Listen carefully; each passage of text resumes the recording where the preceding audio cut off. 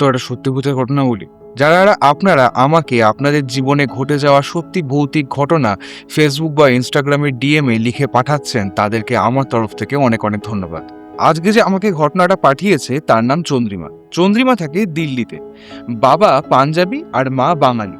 নিজের কয়েকটা ক্লায়েন্ট মিটের জন্য প্রথমবার কলকাতায় আসে চন্দ্রিমা 7 দিনের জন্য।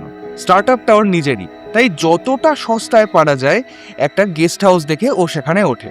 প্রথম দিন একদম ঠিকঠাক মতো করে কেটে যায়। যখন পরের দিন ও কাজে বেরোতে যাচ্ছে, ওই গেস্ট হাউসের একজন মেড ছিল। সে ওকে ডেকে জিজ্ঞাসা করে, গতকাল রাত্রিবেলা তুমি কি ডাইনিংয়ে এসেছিলে? ও যে গেস্ট হাউসটায় উঠেছিল সেই গেস্ট হাউসের দোতলায় ওর রুম অ্যাডজাসেন্ট একটা ডাইনিং ছিল। সেখানে বসে ও রাত্রিবেলার ডিনারও করেছে। ওই ডাইনিং রুমের ওখানেই একটা জলের ফিল্টার রাখা ছিল। রাত 2:30টার সময় চন্দ্রিমা ওই ফিল্টার থেকে জল ভরে নিজের ঘরে নিয়ে যায়। তো ও বলে যে হ্যাঁ, আমি গেছিলাম ওইখানে রাত্রিবেলা। অদ্ভুত চোখ মুখ করে ওই মেয়েটা ওকে একটা কথা বলে, রাত্রিবেলায় যখন তুমি ডিনার করবে তখনই কিন্তু বেশি করে জল ভরে নিও। বেশি রাত হয়ে গেলে ওই ডাইনিংয়ে আসার কিন্তু কোনো প্রয়োজন নেই। হঠাৎ করে এরকম একটা কথা কেন বললো, এটা যখন ও জিজ্ঞাসা করে ওই মেয়েটাকে, সে কোনো রকম উত্তর না দিয়েই সেখান থেকে চলে যায়। এবার পাগলকে বলা হয়েছে সাঁকো না নাড়াতে। পাগল তো সাঁকো নাড়াবেই। রাত্রিবেলায় চন্দ্রিমা তো ওই ডাইনিংয়ে যাবেই। রাতে তখন 2:30 বাজে। ও ডাইনিং রুমে গিয়ে দেখছে যে মেয়েটা ওকে রাত্রিবেলায় ওই ডাইনিংয়ে যেতে বারণ করেছিল, সে নিজে ওখানে বসে আছে। ও এবার জিজ্ঞাসা করতে গেছে যে তুমি আমাকে যে রাত্রিবেলায় বেরোতে বারণ করলে, তুমি এখানে বসে কি করছো? যে মুহূর্তে ওই ডাইনিং টেবিলটার কাছে গেছে, হঠাৎ করে একটা বিড়ালের ডাকার আওয়াজ পায়। ও ঘুরে দেখে জানলা দিয়ে একটা বিড়াল ঢুকে আসছে। যে মুহূর্তে সামনে ঘুরেছে মেয়েটার দিকে, দেখছে মেয়েটা ওখানে আর নেই। চন্দ্রিমা ভাবে 1 সেকেন্ডের মধ্যে মেয়েটা ওর চোখের সামনে থেকে উবে গেল নাকি। আর পিছনে তাকিয়ে দেখে যে বিড়ালটা জানলা দিয়ে ঢুকেছিল সেই জানলাটাও বন্ধ। কোনো বিড়াল ঢুকবে কেমন করে? কোনো বিড়ালই নেই আশেপাশে। আর পরের দিন সকালবেলায় মেয়েটা কমপ্লিটলি ডিনাই করে যায়, বলে ও নাকি ওপরে যায়নি। যখন ও পরে খোঁজ নেয়, ও তখন জানতে পারে যে মেয়েটা সত্যিই ওপরে যায় না। রাত্রিবেলায় খাওয়া দাওয়া হয়ে গেলে ওর বাড়ি কাছে, ও বাড়ি চলে যায়। ওর এবার একটু ভয় লাগে। ও ভাবে ওখানে আর থাকবে না, অন্য একটা গেস্ট হাউসে চলে যাবে। যে মুহূর্তে ও এই সমস্ত ভেবেছে আর নিজের প্যাকিং সারছে, হঠাৎ দরজায় নকের আওয়াজ।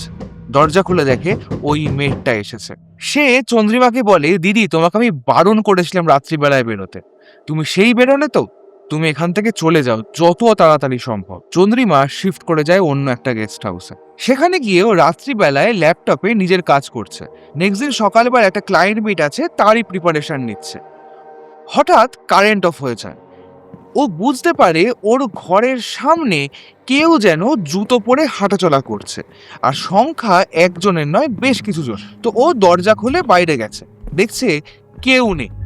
তো ও ভেবেছে মনের ভুল, ভেবে দরজা বন্ধ করে দিয়েছে। ঘরে ঢুকে আবার প্রিপারেশন নিচ্ছে। ওর হঠাৎ মনে হতে শুরু করে ওর দরজার সামনে থেকে কোনো একটা মেয়ের কান্নার আওয়াজ আসছে। আর এখানেই হলো সব থেকে শকিং একটা ব্যাপার, যে কান্নার আওয়াজটা ও পাচ্ছে, ওর মনে হতে শুরু করে ওই কান্নার আওয়াজটা যে মেয়েটা ছিল আগের গেস্ট হাউসে তার। ও একদম শান্ত মাথায় গিয়ে দরজা খুলেছে, দেখছে ওই মেয়েটাই দাঁড়িয়ে আছে। ও শটান দরজা বন্ধ করে দিয়েছে। যে মুহূর্তে দরজা বন্ধ করেছে সেই মুহূর্তে কারেন্ট চলে এসছে, সমস্ত হাঁটা চলার আওয়াজ বন্ধ হয়ে গেছে, কান্নাকাটির যে আওয়াজটাও শুনতে পাচ্ছিল সেটাও বন্ধ হয়ে গেছে। নেক্সট দিন সকালবেলায় ক্লায়েন্ট মিটিং সেরে ফ্লাইট ধরে সোজা বাড়ি গিয়ে একটা অদ্ভুত খবর ও জানতে পারে। যখন ও কলকাতায় ছিল, ওর বাবা মা নাকি একটা অদ্ভুত জিনিস শুনতে পেত রোজ রাত্রিবেলায় কোনো একটা মেয়ে বাড়ির চারপাশে কাঁদতে কাঁদতে ঘুরে বেড়ায়। ও যেহেতু কলকাতায় কাজে গেছিল, তাই ওকে কেউ ঘটনাটা জানায়নি। এদিকে ওর যে কলকাতাতে এই ধরনের জিনিসপত্র ঘটছিল সেটাও কিন্তু ও বাড়িতে কোনোভাবে জানায়নি। আর এরপর থেকেই ওর বাড়িতে এক এক করে বিভিন্ন লোকজন অসুস্থ হওয়া শুরু হয়। প্রথমে ও একবার অসুস্থ হলেও তাড়াতাড়ি সুস্থ হয়ে যায়, ওর বাবা মা অসুস্থ হয়ে যায়, ওদের বাড়িতে একজন হাউস হেল্প ছিলেন তিনিও অসুস্থ হয়ে যান। আর এর সাথে সাথে ওরা একটা অদ্ভুত জিনিসও শোনা শুরু করে, যে কাঁদতে কাঁদতে ওদের ঘরের চারপাশে হেঁটে বেড়াচ্ছিল, তার সাথে সাথে হঠাৎ করে ওদের দরজায় প্রচণ্ড আওয়াজ হতে শুরু করে, যেন কেউ এক্ষুনি দরজা ভেঙে ফেলে ভেতরে ঢুকে আসবে। অদ্ভুতভাবে ভেতরে কেউ যেন ঢুকে আসার আওয়াজও পায়, কিন্তু কোথায় যাচ্ছে, কে হেঁটে আসছে, এ সমস্ত ওরা কিছুই দেখতে পায় না। মেন গেট খুলে গেলে যেরকম আওয়াজ হয়, এক্স্যাক্টলি তেমন আওয়াজ হচ্ছে। তারপরে কে কোথায় যাচ্ছে, কিভাবে হাঁটছে, কে দরজা খুললো, কিচ্ছু দেখতে পায় না। এমনকি দরজা খোলার যে আওয়াজ হলো, ওরা গিয়ে দেখে মেন গেট কিন্তু যেমন তালা দেওয়া ছিল তেমনই আছে। চন্দ্রিমার বাবা মায়ের এতটাই শরীর খারাপ হয়ে যায়, ওদের দুজনকে একসাথে হসপিটালাইজ করতে হয়। ডাক্তার কোনো ক্লু পাচ্ছে না যে ওদের আসলে হয়েছেটা কি। এই সময় ওর একটা দাদা, তার নাম বিক্রান্ত, সে আর তার গার্লফ্রেন্ড নয়না ওদের বাড়িতে আসে ওকে সঙ্গ দিতে। আর এর মধ্যেই ওদের যে হাউস হেল্প ছিল, সে হঠাৎ করে ওদের বাড়িতে কাজ ছেড়ে দেয়, দিয়ে বলে আমি তোমাদের বাড়িতে আর কাজ করব না, আমি আমার দেশের বাড়ি চলে গেলাম, বলে সে নিজের জায়গাতে চলেও যায়। তো ডিসাইড হয় নয়না আর চন্দ্রিমা একসাথে শোবে আর বিক্রান্ত অন্য ঘরে শোবে। প্রথম দিন রাত্রিবেলায় চন্দ্রিমা আর নয়না যখন শুতে গেছে, ওরা হঠাৎ করেই শুনতে পায় বিক্রান্তের ঘর থেকে প্রচণ্ড চেঁচামেচির শব্দ আসছে। যখন ওরা পৌঁছায় বিক্রান্তের ঘরে, তখন বিক্রান্ত বলে নয়না যেন এক্ষুনি বেরিয়ে যায় বাড়ি থেকে, ওর একদম সহ্য হচ্ছে না, ও আর ওর সাথে কোনো সম্পর্ক রাখতে চায় না। যখন ওকে ঠান্ডা করিয়ে বসে জিজ্ঞাসা করা হয় যে কি হলো, তখনও বলে নয়না নাকি ওর সাথে ওই মুহূর্তে ঘরে এসে প্রচণ্ড ঝগড়া করে গেছে। অথচ ওই সময় নয়না চন্দ্রিমার সাথে বসে চন্দ্রিমার ঘরেই গল্প করছিল। নিতান্ত ফোনটাও হাতে ছিল না যে টেক্সট করে কথা বলবে। এবারে বিক্রান্ত কিন্তু পুরো ব্যাপারটাই জানতো। নয়না এই সম্বন্ধে কিচ্ছু জানে না। বিক্রান্ত এটা বুঝতে পারে যে কিছু একটা গন্ডগোল তো হচ্ছেই। বিক্রান্ত বলে সারাদিনের পরিশ্রমে হয়তো ও খুব টায়ার্ড হয়ে পড়েছে, তাই ভুলভাল কিছু বলেছে। কথাটা বলা যে মুহূর্তে শেষ করেছে, হঠাৎ করেই ওরা শুনতে পায় বাড়ির চারপাশে কেউ একজন যেন কাঁদতে কাঁদতে একবার ঘুরলো, মেন গেটের সামনে এসে কান্নার আওয়াজ থেমে গেল। তারপরেই এত জোরে মেন গেটে ধাক্কাচ্ছে, মনে হচ্ছে মেন গেট এক্ষুনি ভেঙে ফেলবে। ওরা গেছে সঙ্গে সঙ্গে ছুটে, দেখছে কোনো কিচ্ছু নেই। তবে আর একটা অদ্ভুত জিনিস শুরু হয়। এইবারে এই যে কেউ হেঁটে বেড়াচ্ছে, এটা আর বাড়ির চারপাশে নয়, ওদের চারপাশে হেঁটে বেড়াচ্ছে। নূপুরের আওয়াজ ওরা স্পষ্ট শুনতে পাচ্ছে। বারান্দায় দাঁড়িয়ে ওরা স্পষ্ট বুঝতে পারছে বাকি সমস্ত ঘরগুলোর মধ্যে যেন তোলপাড় হয়ে যাচ্ছে। ঘরে যত ফার্নিচারের কাঁচ আছে, সমস্ত কাঁচ যেন একসাথে ভেঙে পড়ে যাচ্ছে। গোটা বাড়ির আলো একসাথে দপদপ করছে। তো ওরা যা হোক করে নিজেদের ঘরে ঢুকে এসছে। এসে নয়না দেখতে পায় একটা মেয়ে খাটের তলার দিকে যেন শুয়ে আছে। ও ওদেরকে জিজ্ঞাসা করে ওই মেয়েটাকে। ওরা ওখানে কাউকে দেখতে পায় না। নয়নার চোখের সামনে ওই যে মেয়েটা শুয়ে আছে, তার সংখ্যা আস্তে আস্তে বাড়তে আরম্ভ করে। ও দেখে গোটা ঘরের মেঝে জুড়ে একটা মেয়ে অনেকগুলো সংখ্যায় শুয়ে আছে। সেটা দেখে ও ফেন্ট হয়ে যায়। সাথে সাথে ওকে ধরে এনে বিছানায় শুয়ে দেওয়া হয়। নয়নাকে বিছানায় শুয়ে দেওয়ার পর থেকে চন্দ্রিমা একটা অদ্ভুত জিনিস ফিল করা শুরু করে। ওর পেটের মধ্যে কিছু একটা যেন নড়াচড়া করছে। ও যে তাকিয়েছে, ওর মনে হচ্ছে ওর পেটটা যেন অস্বাভাবিকভাবে ফুলে যাচ্ছে। এতটাই ফুলে যাচ্ছে, ও যে জামাটা পরে আছে সেটা যেন এক্ষুনি ফেটে বেরিয়ে যাবে। সাথে একটা বীভৎস পচা গন্ধ নাকে আসছে। পেট প্রচণ্ড যন্ত্রণা করছে। ও আর যেন বসে থাকতে পারছে না। ও বিছানায় ওইভাবেই শুয়ে পড়েছে। বিছানায় যে মুহূর্তে মাথাটা লেগেছে, সাথে সাথে সমস্ত কিছু বন্ধ। সমস্ত লাইট দপদপানি বন্ধ, ঘরের মধ্যে যা কিছু তোলপাড় হচ্ছিল সেগুলো বন্ধ, নুপুরের আওয়াজ বন্ধ, সমস্ত কিছু অ্যাজ ইট ইজ নর্মাল। ও দেখছে ওর পেট যেরকমভাবে দেখছিল অনেকটা ফুলে গেছে, কিছু একটা নড়াচড়া করছে। হঠাৎ করে সমস্ত কিছু নর্মাল, ও যেমন আগে ছিল তেমনই। শুধু ঘরের মধ্যিখানে বিক্রান্ত বসে আছে, পাশেই এতখানি বমি করেছে। যেই চন্দ্রিমা গিয়ে ওকে ডেকেছে, ও বলে নয়নাকে কালকে সকালবেলাতেই বাড়ি দিয়ে আসবো, এ সমস্ত একদম ঠিক হচ্ছে না। যখন নয়নার জ্ঞান ফেরে, তখন ও চন্দ্রিমাকে আর বিক্রান্তকে যে মেয়েটাকে ও মেঝেতে শুয়ে থাকতে দেখেছিল তার বর্ণনা দেয়। এই ডেসক্রিপশনটা কলকাতার যে মেয়েটার, তার সাথে হুবহু মিলে যায়। পরের দিন সকালবেলা নয়নাকে বিক্রান্ত নিয়ে চলে যায় ওর বাড়িতে দিয়ে আসতে। এদিকে চন্দ্রিমা যায় হসপিটালে ওর বাবা মাকে দেখতে। হসপিটালে গিয়ে একটা অদ্ভুত জিনিস জানতে পারে, গতকাল রাত্রিবেলায় নাকি ওর বাবা মায়ের ভীষণ বাড়াবাড়ি হয়েছে। হসপিটাল থেকে ওকে ফোনও করা হয়েছে, কিন্তু ও নাকি ফোনটা ধরেইনি। এদিকে ওর ফোনে কোনো রকম মিসড কলও নেই। যে সময়টায় ওর বাড়িতে এই ধরনের জিনিসগুলো হচ্ছিল, ওর বাবা মাও ঠিক সেই সময়টাতে হসপিটালে ওরকম অদ্ভুত বিহেভ করছে। আর ডাক্তাররাও কোনোভাবেই বুঝে উঠতে পারছেন না যে রোগটা হয়েছিল কি। ওনারা থেকে থেকে কখনো বুক চেপে ধরে, কখনো পেট চেপে ধরে চিৎকার করে উঠছেন, নাকি প্রচন্ড কষ্ট হচ্ছে, কিন্তু যখনই টেস্ট করা হচ্ছে টেস্টে সমস্ত কিছু নর্মাল। শুধুমাত্র ওনাদের প্রেশারটা মাঝে মধ্যেই ওঠানামা করছে, ব্যাস এইটুকুই। রাত্রিবেলায় যখন ও বাড়ি এসেছে, ও দেখছে বিক্রান্ত অলরেডি এসে ওর জন্য অপেক্ষা করছে। ওরা দুজনে খাওয়া দাওয়া করে শুয়ে পড়েছে। শুয়ে পড়ার পর চন্দ্রিমার একটা অদ্ভুত ফিলিংস হয়। ওর মনে হয় ওর বিছানাতেই যেন আরো কেউ একজন আছে, যে ওর দিকে এক টানা তাকিয়ে শুয়ে আছে। ও চোখ খুলে দেখে কেউ নেই। যেই চোখ বন্ধ করে নিচ্ছে আবার সেম ফিলিংস, কিন্তু এইবারে ও যেন পরিষ্কার বুঝতে পারে কেউ একটা নড়াচড়া করছে। চোখ খুলে দেখছে নয়না পাশে শুয়ে আছে। ও সাথে সাথে চোখ বন্ধ করে নিয়েছে। চোখ বন্ধ করে নেওয়ার পর ও বুঝতে পারছে যেন বিছানা থেকে কেউ একজন নেমে গেল। তারপরেই বিক্রান্তের ঘর থেকে প্রচন্ড ঝগড়া, চিৎকার, চেঁচামেচির আওয়াজ পাওয়া যাচ্ছে। ও এবার সরাসরি বিক্রান্তের ঘরে ঢুকে যায়নি। ও লুকিয়ে লুকিয়ে গিয়ে দেখছে বিক্রান্ত কি করে। দেখছে বিক্রান্ত আঙুল তুলে নয়নার সাথে ঝগড়া করছে, কিন্তু নয়নার নাম তো বিক্রান্ত মুখে নিচ্ছে। নয়না কোথায়? বিক্রান্ত হাওয়ায় আঙুল নাড়িয়ে নাড়িয়ে ঝগড়া করছে, নয়নার নাম বলছে, তার সাথে এটাও জিজ্ঞেস করছে যে এত রাত্রিবেলায় নয়না এলো কেন, আর এটা কি ধরনের জামা কাপড় পরে ও এসছে বাইরে। ঠিক এমন সময় চন্দ্রিমার মনে হলো ওর পিছনে যেন কেউ এসে দাঁড়ালো। একটা ঠান্ডা নিঃশ্বাসের মতো কিছু ওর কাঁধ ছুঁয়ে গেল। নয়নার গলা আর ওই গেস্ট হাউসের যে মেয়েটা, এদের দুজনের গলা মিলে গেলে যেরকম অদ্ভুত একটা স্বর বেরোয়, সেই স্বরে ওর কানের কাছে এসে একসাথে বলে উঠল, দিদি, তোমাকে তো আমি অত রাত্রিবেলায় ডাইনিংয়ে যেতে বারণ করেছিলাম। ওর আর ঘুরে দাঁড়ানোর ক্ষমতা নেই, ঘুরে দাঁড়ানোর সাহস নেই। ওই ভয়েসটা আবার বলে ওঠে, আমি এবার বিক্রান্তকে নিয়ে যাব, আমার খুব একা লাগে। চোখের সামনে মেঝেতে লুটিয়ে পড়ে বিক্রান্ত। ও কি করবে বুঝতে পারে না, এক জায়গায় দাঁড়িয়ে আছে বেশ খানিকক্ষণ হয়ে গেছে।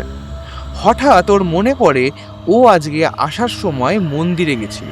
যখন ও মন্দির থেকে বেরিয়ে আসছে, হঠাৎ ওকে একজন ডেকে বলল, আপনাকে ঠাকুর মশাই এটা দিতে বলেছে, আপনার কাজে লাগবে।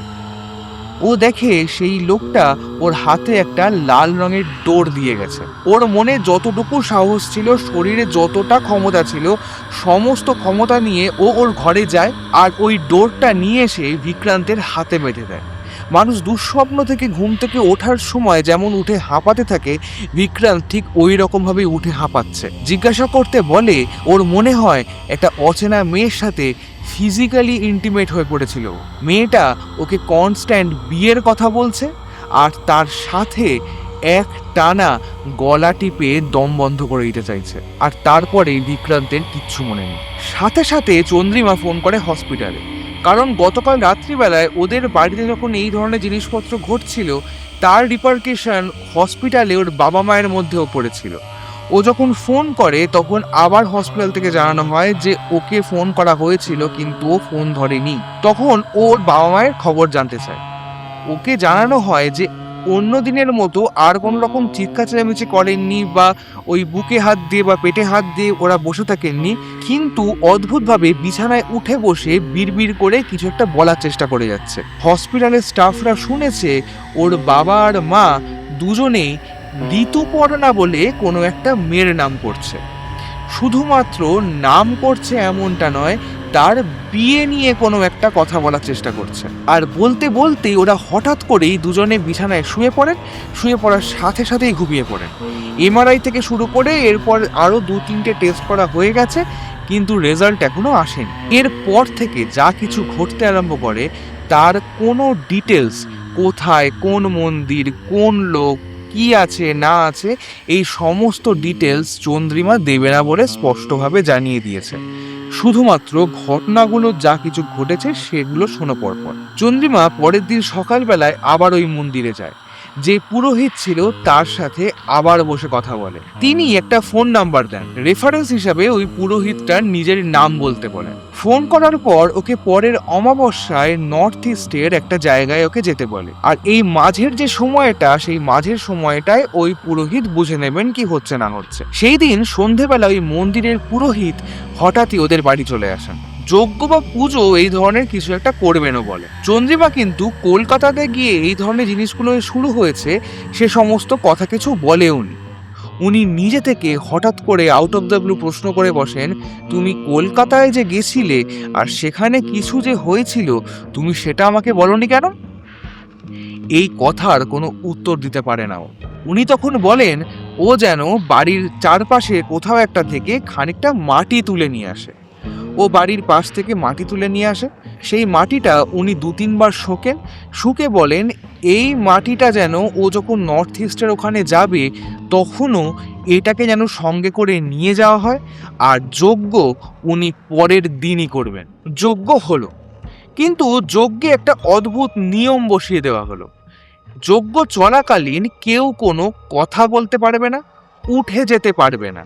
কেউ যদি ডাকে বা কোনো সমস্যা হয়, কোনো এমার্জেন্সি হয়, তাতেও কোনো রকম উত্তর দেওয়া বা সেই দিকে যাওয়া যাবে না।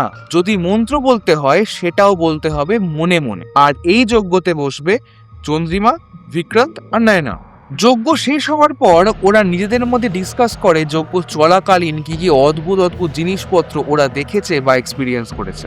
যখন যজ্ঞ চলছে চন্দ্রিমা দেখে ওই যে মেয়েটা ছিল ওই কলকাতার গেস্ট হাউসের, সে কোনোভাবে ওদের ঘরে ঢুকে এসেছে, ওর পাশে এসে বসেছে, কাঁদছে, কথা বলছে, চিৎকার করছে, যা ইচ্ছা করছে। ওকে বারবার ডাকছে, কথা বলতে বলছে, কিন্তু চন্দ্রিমা কোনোভাবে ওকে কোনো কথার উত্তর দেয় না। নয়না দেখছে একটা সাপ ঘরে ঢুকে এসে ওই পুরোহিতের পাশ দিয়ে এসে ওই যজ্ঞকুণ্ডের মধ্যে ঢুকে গেল।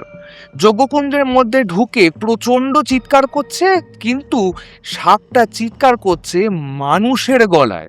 এত চিৎকার করছে যে বসে থাকা যাচ্ছে না। আর বিক্রান্ত দেখছে একটা অচেনা মেয়ে ওদের ঘরে ঢুকে এসেছে। সে এসে ওর পাশে বসেছে, ওকে যজ্ঞ থামিয়ে দিতে বলছে।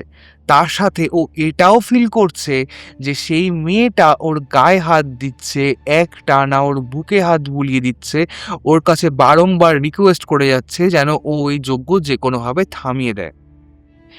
আর ওরা তো এই 3 রকমের আলাদা আলাদা জিনিস এক্সপিরিয়েন্স করছিলই, তার সাথে আরও একটা জিনিস ওরা 3 জনে কনস্ট্যান্ট যজ্ঞ চলাকালীন শুনে গেছে। ওদের পাশের বাড়িতে যে আন্টি থাকতেন তিনি ওদের বাড়ির মেন গেটে এসে এক টানা দরজা ধাক্কিয়ে ডেকেই চলেছেন, দরজা ধাক্কাচ্ছেন, কলিং বেল কিন্তু কোনোভাবেই বাজাচ্ছে না। যজ্ঞ চলাকালীন যত সময় যাচ্ছে এই সব কটা জিনিস খুব গাঢ়ভাবে এক্সপিরিয়েন্স হতে হতে একটা সময়ের পর ফেড হয়ে যায়। যে মুহূর্তে যজ্ঞ শেষ হলো সব কিছু যেন একসাথে একদম উধাও। সেই পুরোহিত জানান নর্থ ইস্ট থেকে চন্দ্রিমার ফিরে আসার আগে অবধি কেউ ডাকলে ওরা যেন সরাসরি কাউকে উত্তর না দেয়। যদি কারোর ডাক শোনে ওরা যেন কোনো উত্তর না দিয়ে নিজে গিয়ে সেখানে গিয়ে উপস্থিত হয়ে জিজ্ঞাসা করে ওরা ওকে ডেকেছে কিনা। আর তার সাথে এটাও উনি বলে দেন চন্দ্রিমার বাবা মাকে ও যেন বাড়ি নিয়ে চলে আসে, দে আর সেফ। ও করেও তাই। এরপর চন্দ্রিমা নর্থ ইস্টে চলে যায়। যেখানে যেতে বলা হয়েছিল সেই জায়গাটা একটা মন্দির মতো আছে, সেখানে ও যায়। সেখানে ওকে এক ছোট কাচের একটা শিশি মতো দেওয়া হয়। ও হাতে নিয়ে দেখে শিশির মধ্যে একটা গোল মতো কিছু আছে। সেটা কি ওরা আজও জানে না, তবে যে জিনিসটা ওই শিশির মধ্যে আছে সেটা থিন এয়ারে ভাসছে। এইরকম 6খানা শিশি দেওয়া হয়। ও প্রথমে ওটা গলায় পরে নেয়, গলায় পরার সাথে কিন্তু ওটা ভেসে নেই, ওটার গলার সাথেই লেগে আছে। আর বাকি যে 5টা সেটা পড়তে বলা হয় বিক্রান্ত, নয়না, ওর বাবা মা আর ওদের বাড়িতে যে হাউস হেল্প ছিল তাকে। আর ওরা প্রত্যেকে আজও ওই গোল রঙের অজানা জিনিসটা নিজেদের গলায় আজও পড়ে আছে। এইবার চন্দ্রিমা ওনাকে জিজ্ঞাসা করে যে ওদের হয়েছিলটা কি, কলকাতায় সমস্যাটা কি হয়েছিল, নাকি দিল্লিতে এসেই নতুন করে কোনো সমস্যা বাঁধে। তখন উনি ক্লিয়ার করেন, বেশ কিছু মাস আগে একটা মেয়ের বিয়ে হচ্ছিল ওই গেস্ট হাউস থেকে। মেয়েটা গেস্ট হাউসের মধ্যেই ছিল। বিয়ের দিনই ওই গেস্ট হাউসে আগুন লেগে যায়, আর সেই আগুনে ওই মেয়েটা মারা যায়। ওই মেয়েটার কোনো ভালোভাবে শ্রাদ্ধ শান্তিও করা হয়নি, কোনো ভালোভাবে কাজও করা হয়নি, আর তারপর থেকে মেয়েটা ওভাবেই থেকে গেছে। যেহেতু শ্রাদ্ধ শান্তি হয়নি, তাই মেয়েটা মুক্তিও পায়নি। আর এই গোল জিনিসটা পড়ার পর থেকে ওরা কিন্তু একদম সুস্থ আছে। চন্দ্রিমার স্টার্ট আপ খুব ভালোভাবে চলছে। চন্দ্রিমা তারপর থেকে আর তেমন কোনো নেগেটিভ এন্টিটির এক্সিস্টেন্স ফিল করতে পারেনি। ওর বাবা মাও একদম সুস্থ আছে, বিক্রান্ত নায়নাও খুব ভালো আছে। শুধুমাত্র ওদেরকে বলে দেওয়া হয়েছে যে ওরা কিন্তু কোনোভাবেই এই যে জিনিসটা গলায় পড়ে আছে, কোনো অবস্থাতেই গলা থেকে খুলতে পারবে না। যদি কোনো চেন বা লকেট যদি ছিঁড়ে যায়, বা যে দড়িটা দিয়ে যদি কেউ পরে সেটা ছিঁড়ে যায়, 24 ঘন্টার মধ্যেই সেটাকে কিন্তু রিপেয়ার বা চেঞ্জ করতে হবে। 24 ঘন্টার মধ্যেই গলাতে আবার ধারণ করতে হবে। তো ভাই বলো, তোমাদের কেমন লাগলো ঘটনাটা? প্লিজ তোমরা কমেন্ট করে জানাও। আর নেক্সট ঘটনা খুব শিগগিরই আসছে। আর তোমরা যারা আমাকে তোমাদের জীবনে ঘটে যাওয়া ঘটনা পাঠাতে চাইছো, তারা প্লিজ আমাকে ফেসবুক আর ইনস্টাগ্রামে ডিএম করে পাঠাও। Thank you.